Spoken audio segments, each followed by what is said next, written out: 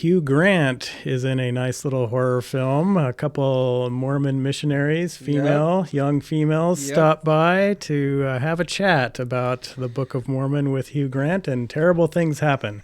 Playing at the theater right now. Yes, so it's an A24, and we saw it at the theater. Yep, this is your one and only spoiler warning. If you have any desire to see this movie, please go do that, and then we'll be right here waiting for you when you are done. Or you could watch maybe the first few minutes of our podcast, because we'll talk about the movie in generality, as we'll give our opinion if we like it, dislike it. Very good. But then later on, we'll talk about, plot elements, all that. Speaking of liking or disliking, Gene, where are you at with Heretic? I like this movie.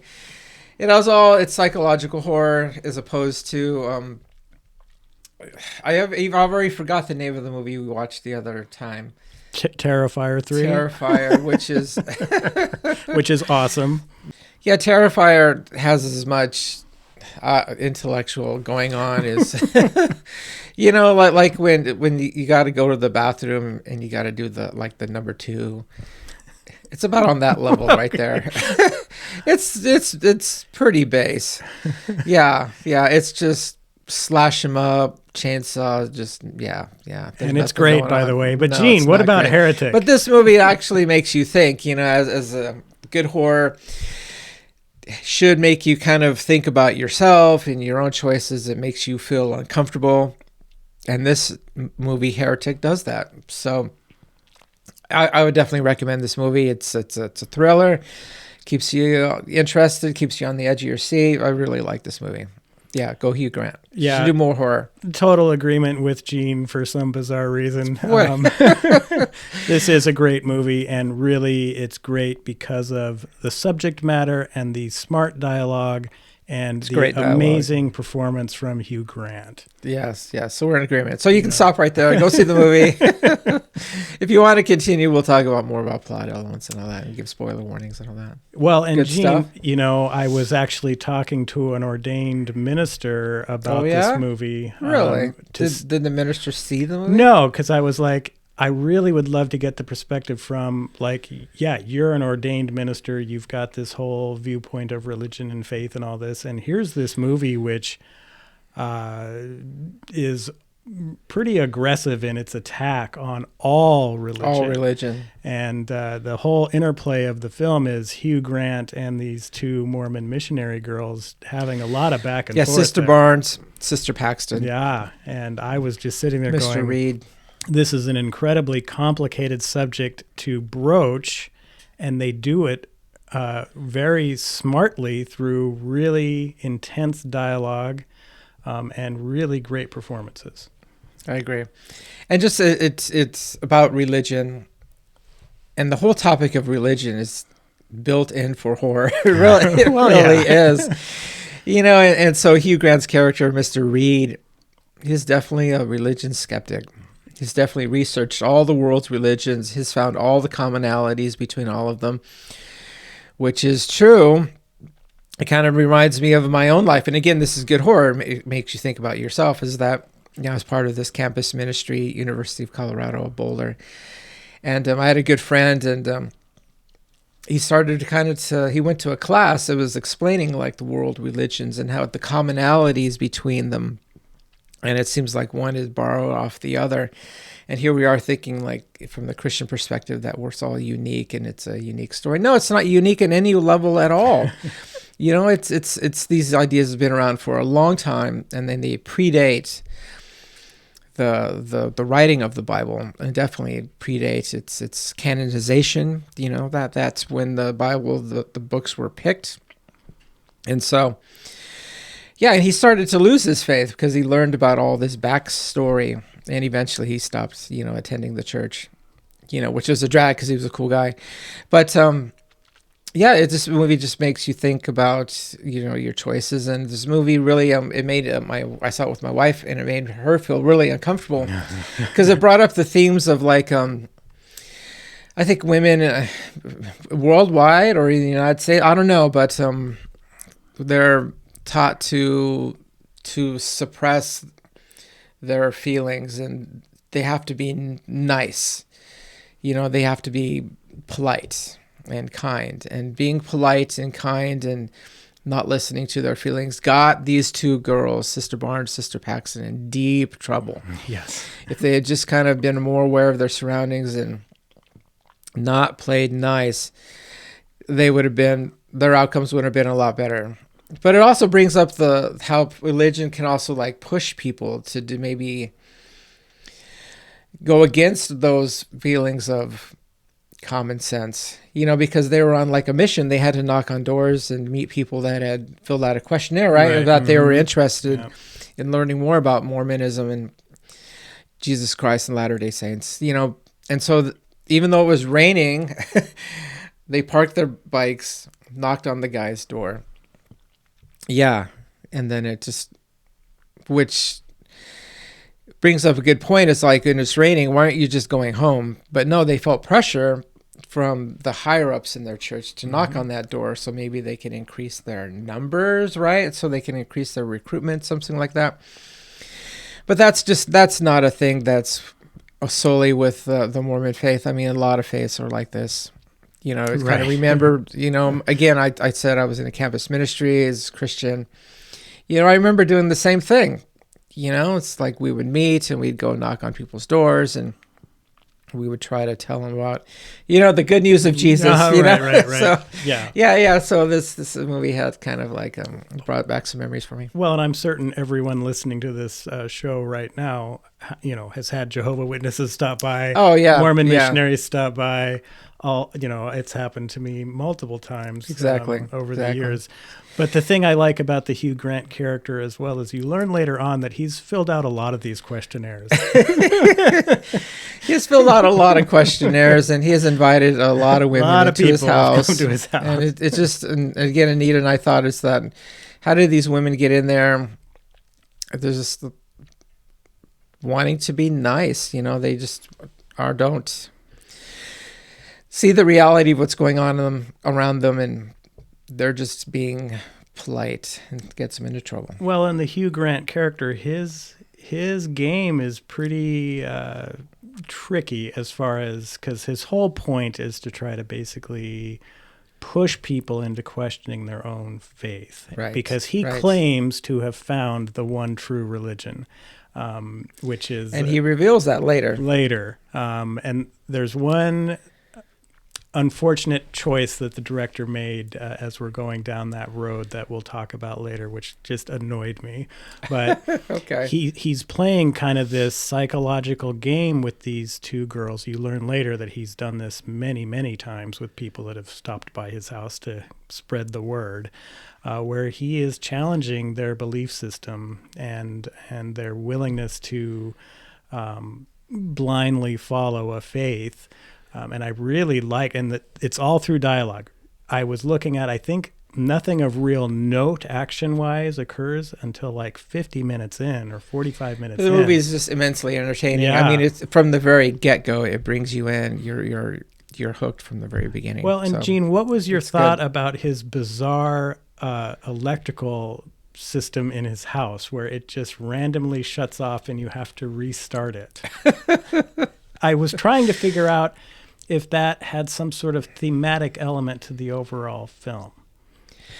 I don't know. It's really weird. For the character, could he have arranged that? Well, maybe because he said his doors are set on timers. Well, but the lights go off too. He has to turn that dial to turn everything back on. And it's like this house. And I'm not Mr. Electrical History in houses, but at some point were houses just built where you had to do some sort of weird button, they weren't. There's always like buttons. So what really was old the deal houses, with that? they didn't have switches, they had buttons. Right. So this house is in Utah, and so there could be some really old houses there, but no, that's just retrofitted. I don't know if you want to go down that road. Maybe this guy lives a lot. He certainly lives by himself, but maybe he lives a lot. Like in certain rooms are just dark all the time. Well, there's a lot of people in his house, actually. He doesn't live alone. Yeah. He's brought people into his room, into his house, and then he has this little back room that has like an altar set up, and and through psychological like manipulation, even he forces people to choose doors. Like to get out of his house, you have to go through the back door, but you choose this door or you choose this door. And this door is called belief. This door is called unbelief. And you wonder, there are two sisters in the faith, right? Sister Barnes, Sister Paxton. Sister Paxton is the one who was a little bit wavering. She seems kind of flighty. She chooses the disbelief because she thinks that's what Mr. Reed wants. So she chooses that one. And then the other, Sister Barnes, she chooses the belief door. And that, because she's sticking to her guns. She's sticking to her belief. So, and it turns out later that the doors, they don't go outside. Right. They both go down this stairwell, dark stairwell, right? Very horrorous dark stairwell. And they go to the same room, so it's manipulation all the way. Right. And I did a little bit of research on the Mormon faith, and there is this overriding thing about always choosing the right. And so that's, I think, why the one girl chose the right. It was physically on the right? Yeah. And because she mentions to the other girl, well, we should choose the right. She does. And I was like, what? And then doing a little research, apparently that's kind of a Book of Mormon kind of statement or a teaching of always choose the right. I don't think it's meant as far as the direction, but I think it's like choose what's right. And so I think that's kind of why she was doing that. But also to maybe play along with this is the only way to get out. But I just, that little segment of dialogue struck me as That's interesting. That weird. Could be thrown in there, for people who are more in the know of of what the faith is all about. But yeah, choosing the right could actually mean choosing your right. This right. Yeah. I like that. I didn't think about that. No, I just, because I'm not a Mormon. I'm not a Mormon either. The bulk of my knowledge of Mormon, I guess, would be South Park episodes at this point. Dear Lord. So I was like, my wife knows theater a lot, and she's very well versed in the play, the Book of Mormon. She can even sing some songs. She's and they mention that the Book of Mormon in the movie. And actually, I did like it's partly from the South Park guys, right? Right. No, it is their thing. Or did they create it? Yeah. Okay, they did. Okay, their deal. But I did like how the darker haired missionary was Barnes. Because the other one was like, oh, it's sacrilege or whatever, and the other one was like, no, I found some of that kind of funny. Some of the songs were funny, and blah blah blah blah blah. So I did like that. Where, to me, the strength of your religion is how can it stand up to being mocked or being criticized. And she was letting it kind of just roll off her, and the other one was getting really, oh, that was terrible and all that. So. Yeah. And this movie reminded me a little bit of the movie called Martyrs. We brought that up movie before because it's kind of it brings up Mr. Reed is actually conducting an experiment downstairs. And it's where it's like if you die and then can you be brought back to life, or if you die and come back to life, you can relay what heaven was like. And so he's trapped, I'm just going to say it, but he's trapped a bunch of women and they're downstairs in this dungeon cellar thing. And so he picks them and he's run this experiment, but it's not really an experiment. I think his mind he thinks is logical and is trying to be all intellectual, but his is pretty warped. And so he arranges some experiment where a woman eats this pie, but it's poisoned, and she dies. But then she's like replaced with another woman who looks the same, and then that woman, because they've been, who knows how long they've been kept as prisoners, but she just repeats what she's been told. But yeah, but the experiment goes wrong, and but this is where I think the faith comes in, is from Barnes and Paxton. They realize that their only way out of it, because they don't have the physicality to escape, they can't break out of this dungeon, but they have to like meet Mr. Reed on his intellectual level. And so I really like, especially like Sister Paxton, because at the beginning she seems really flighty. Like there's not really a lot going on upstairs, right? But then she really rises up and she meets Mr. Reed and brings out all of his inconsistencies with his story. and it really shoots down a lot of his arguments and really meets him head on, which I really thought was great. And it was surprising. It's a great, good plot twist for this movie to see, Sister Paxton really rise up and meet Mr. Reed.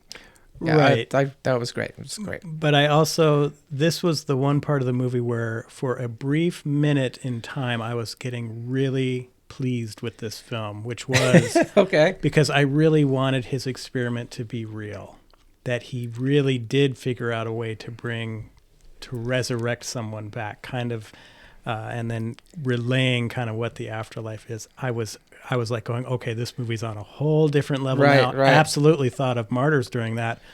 And then only to discover that, no, it's just a big ruse, farce, right? Which, of course, plays in with his whole thought process of religion is just a ruse and it's all a lie. Right, right. But I was just like going, oh, man, I can't wait for the explanation as to what the one true religion is, because he's just figured out how to resurrect somebody. And then it was not that. No, so you can't resurrect anybody. I was disappointed. Yeah, there's no resurrection here. But we find out later that the true religion is, I'm just going to say it, the true religion is control. Right. And so if you think about religion and control, is the purpose of religion control? Yeah, it is. It is on a very fundamental level. Yeah, it's control. But it brings up a lot of questions about faith and religion. It's just a lot of questions. Mm-hmm. If you allow it, this movie could damage your faith for sure. But I think fundamentally, you have to realize, I think your faith can't be proven. There's no experiment that can prove God. And the beauty of it, it's all about you and your faith. It was your faith, how you see, God maybe working in your life. And also Sister Paxton, she brings up a point later about prayer, and she really loves prayer because it's just a chance to be thinking intently just about somebody else, something different than you, and so she brings up that point. And for her, I think that was the beauty of her faith, was that it allowed her to be thinking about other people. And actually she starts praying for Mr. Reed because, she had stabbed him in the throat with a letter opener, which was pretty cool. So, and he was dying, but she was praying for him. Yeah. Mm-hmm. Well, and what did you think about the end? Because the one sister gets her throat slashed. The Barnes, yeah. Barnes, and she dies, or appears to die. Yeah, she could have, a lot of blood loss. It didn't seem like the cut was really long. But it reminded me of another horror movie we saw, The Watchers, mm-hmm. where the protagonist got her throat cut. Yeah. Yeah, and then she maybe just passed out and then came, then reawoke later, which... Her throat slashing was a little more severe. It was a little more severe, yes. Yeah, so... But I guess my question it doesn't disqualify the movie. My question is Sister Paxton dead in the dungeon, or did she actually get out? So is she imagining everything like it? Is the last part of this movie the last moments of her consciousness as she is dying? That's a good point, because in the movie, what the movie shows us is that she has got outside, and she's outside, and she's in the yard. The butterfly and lands on her. Snow is falling. She's clearly made it.